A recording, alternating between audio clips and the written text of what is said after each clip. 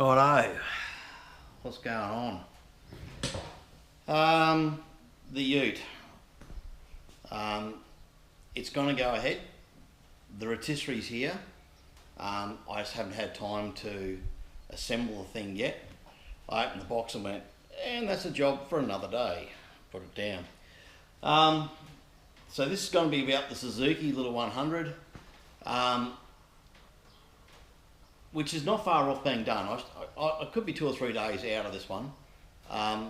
Not that big amount of work compared to a car doing a bike, and it's not concourse by any way, shape or form. So we're just going to get that done, and then should be on with the ute. As for the GXL, nothing much to report. It's going up to Newcastle. Next weekend we're going to take it for a drive up there. Good mates had a change in life and we're going to celebrate a bit of that, so we're going to drive the XC up. And frankly it's my car of choice to take on a long trip now after Alice Springs, so that's good. And then the first job with the ute will be the bonnet, which is sitting over there.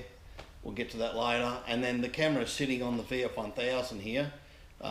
We've come up with a possible fix for it, and I'll take some bits back to Shawnee and he can repaint it again because he's only painted it once. Anyway, so that's that. So the ute is going to go ahead. This is just an interruption prior to Christmas. Like I said, I wanted this to ride around the paddock with the granddaughter. But we will get there, and we're hoping, I don't know, about this time next year, what's it, November 24, November 25, I'd like to think that the ute will be out of paint and over to Steve's for upholstery. So that's what we're doing. So the next bits in this video will just be about that thing. Cool.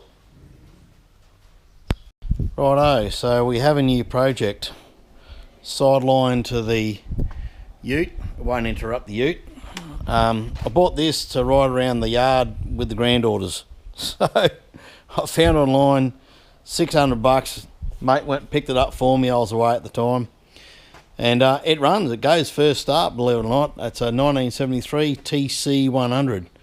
So we'll do some work to this girl. We'll get some new tyres. They're going into the shop tomorrow.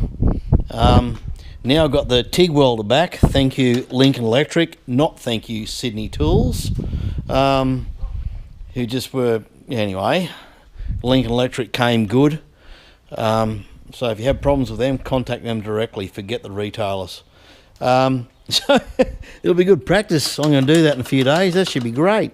And it's a unique bike. It's got 8 gears. Who knew? I didn't even know what it was when I bought it. I just thought, oh yeah, runs. Should be good for around the paddocks, 100cc. Turns out in America they're quite a cult thing. So already got new shocks for it. Got a new seat cover for it. Got a new headlight. Housing for it, got to get a headlight yet. It's as rough as guts, this thing. I mean, it's a Barry Crocker shocker. Handlebars are bent, you know, the tank's dented, but it should be a whole lot of fun. Just a whole lot of fun. So it's a sickness I accumulate, I don't sell. But yeah, this is supposed to move, and it selects low range, high range. 8-speed gearbox, who knew? Anyway, we'll give her a quick blast and see how she comes up. Right, that didn't make much difference. It still looks like a piece of crap. Enough to come up alright. This will be good practice for tigging. I'll give that a go tomorrow. Give that a panel beat and see if I can't TIG that, because that's a nice crack. We should see how the TIG finally goes now that it's back and working, because the gas is going through it. Some interesting things are missing clearly. I'm not even sure what this does yet. Guess we'll find out, because it revs up alright, so don't know what that is yet. Brake lever, oh no, it returns now, it's clean, look at that. Oh, we've had our first fix. That's huge. Front brake is, oh, it's working now. Just had that much crap that Oh, look at that. Oh, I think we'll go for a new cable, but yeah, that's clearly knackered, but that's working now. That wasn't working, so just a clean. So now I'll give her a hit. This isn't working yet. Yep, that's seized. So that's your high range, low range apparently. Don't know much about it yet, but like I said, fun, classic 1973. I didn't even look at it. I sent my mate over Mangy and I said, mate, if it starts and runs, even on a flat tyre, buy it. So he did. Done. Anyway.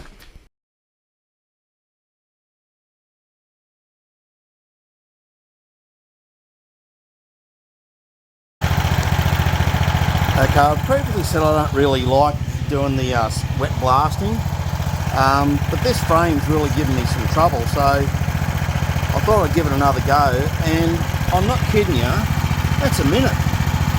I'll try and film and hang on to this beast because it really hasn't kicked this thing, but anyway, I'll just show you, hopefully.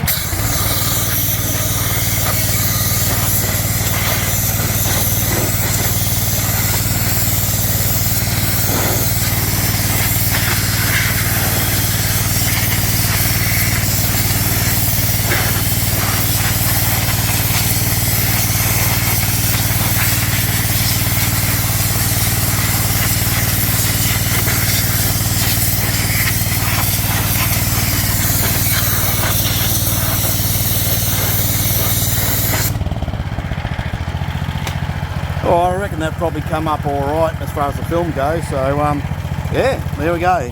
Like I said, I bought this a couple of years ago. I tried on the panels for the XC. It was effective but slow, but on this thing, which is giving me no end of trouble because the amount of build-up grease around the frame, it's doing the job. So yeah, it's got its application. And how's it going for dirt? It's probably sat near half a bag there. So like I said, it's uneconomical, but golly gee, that's effective.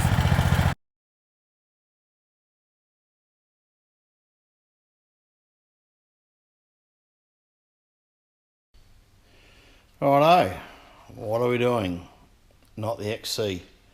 On the XC, bit of news, I bought a rotisserie. For the car, that is, not a chicken. And it should be here today actually. But in the meantime, I want to finish this bike that I bought to ride around with the kids in the yard. So I'm now regretting it, I've got to tell you. I should have spent $3 and bought something like a 125 Suzuki second hand. I could have got one that didn't need any work, but no, I like to do difficult well. So anyway, where are we at? So the whole frame had to be stripped. The exhaust is just somewhat of a nightmare. I'll start with this. Yeah. There we go. So there is a spark arresting baffling system in here that's now just sort of moving inside. This is the exhaust tip that the thing came with. This is what one's meant to look like. The engine runs pretty well. I'm actually not going to do too much to that because these things are pretty easy to get in and out. It's not real heavy. I'll just give it a clean up. I might take the barrel off, although maybe I won't because I can do it in situ later on. This thing was the filthiest, worst maintained piece of crap I have ever had the pleasure of working on. Just unbelievable. I end up sandblasting, wet blasting. I've done a bit of film of the wet blasting, which I swore I'd never do again, but it was the only way to get the thing really clean. And that's still, I ran out of sand, but the grease and dirt caked up in this thing was so thick. It was worse than the diff for the XC that I bought. And it had been sitting out in a paddock for years. But anyway, we've got a crack at the end of the day. Here. It's all closed up since I heated it up with a blowtorch. Wired the head up with a blowtorch. Burn all the last of the freaking oil out of it. But yeah, she's actually cracked all that, well, you can see that there. If I just put my finger on it, that's actually a crack, and it goes, just follow my finger along there, and it's cracked all the way to where my thumbnail is, in fact. So it's probably not come up in the footage, sorry about that, as usual. So we'll have a go at tigging. The TIG's back. Wasn't my fault. Maybe Scotty, poor old Scotty's trying to teach, Scotty's garage, trying to teach himself how to weld, and I might have been chuckling myself and going, it's not just me, huh? He might have a problem with his welder too, because his welds look like mine. That was at fault. Brand new, that was at fault. And a lot of toing and froing with Sydney Tools, ended up getting help from Lincoln themselves. Thank you, Lincoln. It wasn't passing gas in TIG mode. You could hear the solenoid functioning in the back. And I even took film of it and took it into Sydney Tools. But anyway, they were just very, very slow. And anyway, that's enough of them. Lincoln were helpful in the end. And they said, next time, just contact us. Don't go back to the reseller. So I won't. So yeah, it wasn't a bad tradesman for once. So anyway, it now works. I haven't done much with it. I haven't had time. So what's the plan? What is the plan? I'm going to weld this up, do some weld repairs to this. Remember, this is never going to be registered. It's never going to go on the road. It looks like a proper heap of shit. That's because it is a proper heap of shit. I'm just going to patch this exhaust up, try and work out a baffle for it. I think I've kept baffles from that exhaust system and that exhaust system, and I might be able to adapt them in, because I've removed them in both these, because loud bikes save lives. That's my opinion. So we'll do that, and then once we've sort of got the frame together, put the gooseneck back together, the steering head bearing and all that, then we'll put the wheels on after I give them a clean. And the cleaning, oh God, the state of everything on this thing is just a Barry Crocker, everything. But I said to Mange, so the story, I think I've told it before, the story was, Mange, if it's raining, because I wasn't here, I was away, if it runs, give the guy $600 and bring it home. So he did, good on him. And that's what we call him, Mange. Thanks, Mange. So, and then we'll just start repairing and building, and just things like foot pegs. I bought a new set, but they're the wrong ones. I might be able to adapt them in, I'm not sure. But she's a bit of a shit show at the moment, and this selector needs repairing. In fact, that's a bit of a priority. This is the selector for the low range. Here, so this is an 8-speed gearbox, believe it or not. And this thing is the selector, and it's really, really jammed up. So I've got to strip out all that, give that a thorough clean. I'm just trying to work out a decent strategy, and I think we'll just go with the frame. Let's get it on some wheels, probably put it up on the bike stand. Still having a think about what we're going to do with the VF1000. I'm tempted to just put a new kit in this. Again, so put a heap of corrosion inhibitor in it. Put a kit over a kit. I might ring up the suppliers or write to the manufacturer of the kit. I can't remember the name now.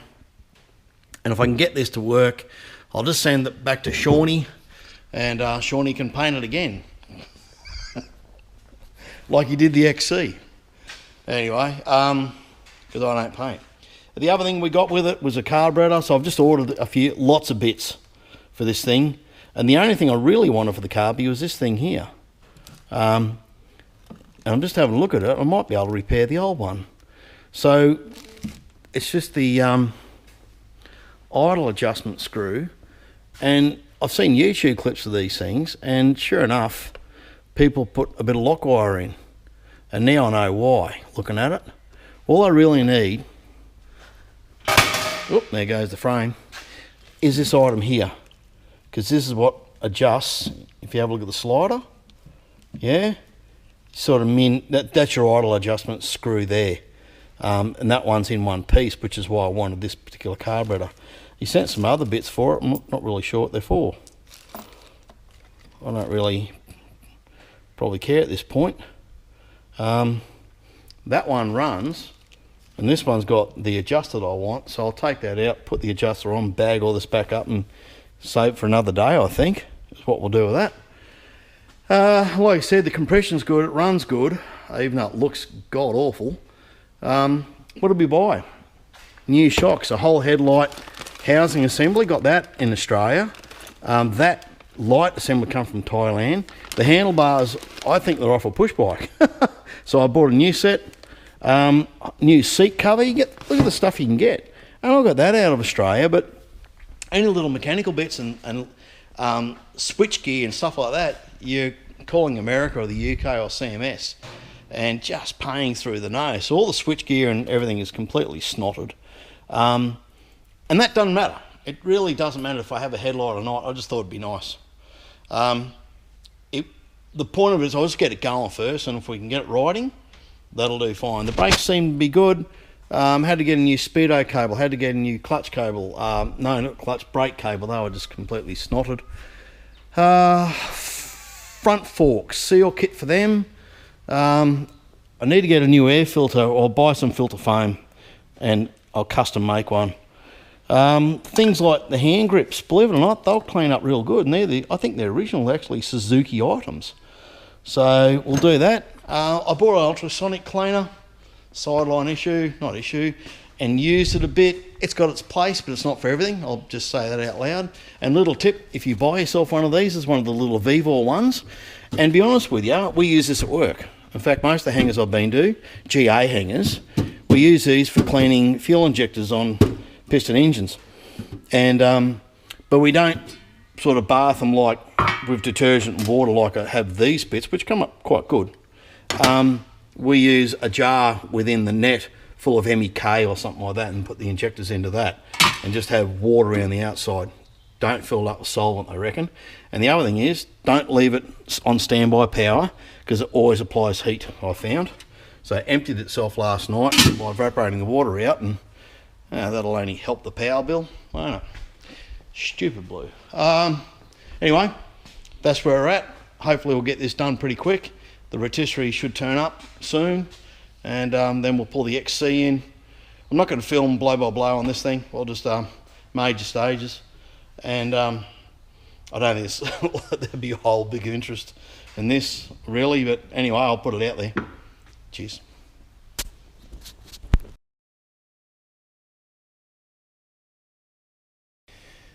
Righto, so like I said, I'm not going to go into too much detail of how I do absolutely everything on this one, but there's the frame, come up good, wire brush in the end on the grinder, that is, my little Faithful.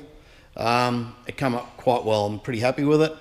That's been two coated, one in rust converted primer, sealer, and then that's just caliper paint. So I'm not unhappy with that. So here's the gooseneck, or steering head, whatever you want to call it. Battery tray, just some bits and bobs. All right, they're just done straight with caliper paint. The exhaust. So I managed to pull it all apart and found it actually does have a bit of a baffle left in it. The repair was done with brazing, so I don't know why. This is the new tip that I've scored. I whacked that in, I can't get it back out to show you, but it does have a little baffle in there, so good, we'll go with that. These are the rattly pieces. So I've just cut a window here. I'm just going to use the opportunity to, again, try and TIG this back into place. Now what I haven't done with TIG yet is use filler rod, so I was going to have a bit of a play with it. Who cares what that looks like? Doesn't matter. This is a bike to go around the backyard with the grandies. That's all it's for. This was jammed. This is your high range, low range selector. This is an 8-speed gearbox, believe it or not, with an inboard rotary valve for a two-stroke. Turns out they're highly unique. Who knew? I just bought it sight unseen. The muffler's as rough as guts and it's had the shit beaten out of it, but whatever, it'll do. It'll do fine. So where else we at? Chrome removal is what we've been doing. Not chrome removal, rust removal from chrome. Done a fair bit of that yesterday. We're only 2 days of actual work, barely 2 full days. So you can guess what that is. Car rotisserie. So I haven't got time to open it yet, but this is just a quick clean up of the chrome. Just a bit of steel wool, and I did it in the wash bay. So I didn't even really put much effort into that. So steel wool pulls off a lot of the rust, and it come up reasonably acceptable. Again, this thing was just a total piece of crap when I got it. And the mudguard. You know, I haven't tried anything serious yet. That is just purely zero steel wool and soapy water. That's it. And first attempt, and really didn't spend much time on it because I don't have much time. Right, so on. Righto, as I have always said, if in doubt, MIG it out. So I'm going to MIG. I give up. I'm going to keep my TIG welding purely to fusion welding when the joint is absolutely on each other, like perfectly joined. In the meantime, I'm just going to MIG until I can get someone in here to show me how to use this frickin' thing. I got no idea, so that's what we're going to do. Okay, the face of despondency again. Well, not so bad, but look, I tried to weld up a crack in the fender here, and oh look, we had success, and some more success, and some really crap burning of holes. So this stuff's really wafer thin. So what I'm learning from TIG is thin metal is just not a thing, unless you're an expert, and I'm not. So, like I did with the muffler yesterday, if in doubt, MIG it out. So I'll really pull the amps down on the MIG and fill it in, and like I said, oh, that looks shithouse. But anyway, we'll fill it in with MIG and grind it and make it look not great, actually. Not great at all. Doesn't matter. It's a cheap hack to go around the yard with. This isn't an XC. It's just a experiment. All right. So there you go. If in doubt, MIG it out. It's not going to look pretty, but I can grind that black back and get it all sorted out. So going to put the bike onto the hoist, the car engine hoist, that is, engine crane. Got the steering head bearing all redone yesterday. Bearings are pretty damn ugly, to be honest with you, but it's going to be fine for a bike that'll probably never see 30 kilometers an hour. So did the swing arm yesterday. So the idea is today is try and get it on its wheel. So the fenders weren't really critical to that. I just wanted to get them out of the way.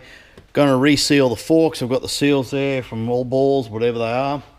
We'll put the handlebars on, and if we have a good run, we might be able to get the wheels built up, new cogs, and front brake and all that and maybe get it up onto its own wheels, then rip the 1000 off. And I've been thinking about the 1000. I want to get these things out of the way before I bring the ute in, and there's a bit of a point. We're probably going to move house, so I didn't want to move with a car in bits again. So, and interstate back to Queensland. Not sure when we're going to do it. So, bit of flux at the moment. So I've got that bloody rotisserie out there. I haven't even unpacked it because I'm not sure what we're doing, but I've been thinking about this to get it out of the way, and it's going to be dodgy as crap, but I'm thinking about getting seal converter, maybe in a litre container, not in one of these things, and just filling up the bottom with that stuff, and then going for a new tank seal kit over that. Not ideal, but if I can prove that I've got it leaking out of the holes where it was leaking with the sealer converter, well, gee, it's probably worth the punt. Because once you start cutting these tanks open, these are really thin metal. And yeah, you can sort of weld them back up, but if I can get it to do what we need to do, I'll just send the tank back to Shawnee, because Shawnee actually painted this, and it's a Holden colour, believe it or not, and it might get us out of Dodge, because effectively it's not a bad bike to ride. I need new fork seals again, Probably need to chrome these forks, but this is not a bad old girl. Needs a new rear shock or a properly rebuilt shock, but apart from that, it's a bit of fun to ride. Goes like stink. And I'd like to have it sort of out of the way before I bring the ute in. So, don't know what we're going to do at the moment, but I need to get this out of the way, and we'll see how we go at the end of the day.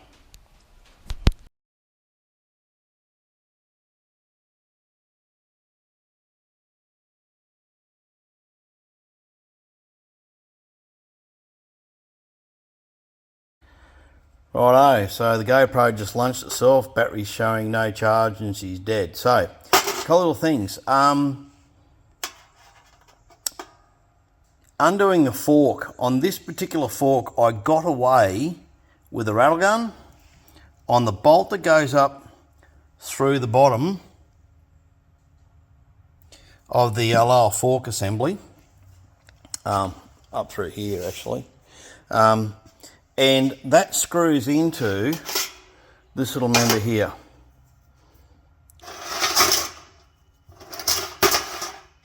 It's working so good. It's better than using a bloody GoPro. Anyway, it screws into here. Now, that item sits down inside that tube there, and by using the impact gun, it cracked it really well. And then, by pulling on the tube, so pulling the tube out and holding tension on it, yeah, it just wound off. No specialist tool required. So sometimes you need a specialist tool. I've made them up in the past for the Quacker forks, and I think I use the same thing on the Honda VF1000. But it's a technique that can get you out of dodge. The impact drivers are just great for undoing things. They just are. They're the best. Make sure your Allen key's properly engaged. The Allen nut is in, the hex bolt is in good nick. But it got me out of dodge real quick. So it may not work for you. It has worked for me really well. We'll see if we can do two. And I obviously need to zoom this thing out because that's just no good. Righto, so I put this back on purely for demonstration purposes. How I got it apart. Rattle gun in, Allen key in, cracked it, and it did want to spin. So all I did was put it in my soft jaws. These are aluminium jaws, not damaging anything. Pulled on the lower bit of the fork, then hit the trigger, boom, off it came. Simple as that, yeah?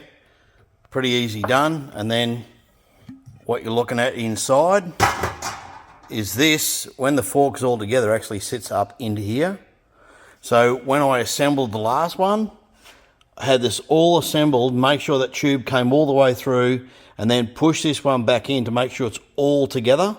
Then introduced the lower fork over to it, then just got a big old screwdriver shoved up in just to apply a little bit of pressure while I got the bolt started.